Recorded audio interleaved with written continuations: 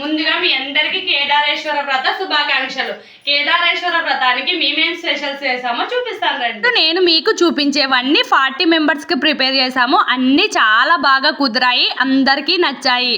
ముందుగా white rice. మా రాయలసీమలో ప్రతి ఒక్క ఫెస్టివల్కి ఉండే కుడుములు, పూరీలు అండ్ పులిహోర. గౌరీదేవికి ఎంతో ఇష్టమైన సద్దగారలు. ఈ సద్దగారలను పెట్టే మేము గౌరీ నోము నోచుకుంటాము. నెక్స్ట్ వంకాయ కర్రీ. వంకాయ కర్రీలో ఉంటే కంపల్సరీ మజ్జిగ మిరపకాయలు ఉండాల్సిందే కదా, మజ్జిగ మిరపకాయలు కూడా వేయించేసాము.